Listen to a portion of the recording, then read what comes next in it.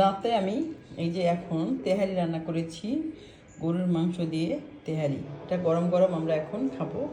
আর এখানে আছে সালাদ, টমেটো, শসা, কাঁচামরিচ, ধনে পাতা, পেঁয়াজ কুচি দিয়েছি।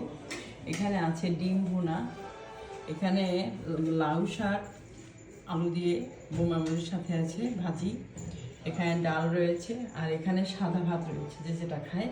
তবে সবাই এই বিরিয়ানিটাই এখন খাবে। আমি একটা প্লেটে নিয়ে নিচ্ছি, তুলে সার্ভ করে নিচ্ছি।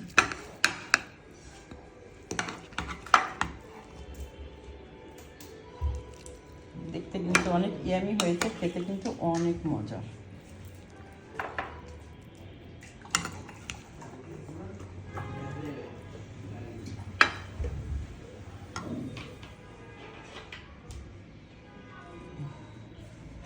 সালাদ দিয়ে দিচ্ছি একটু।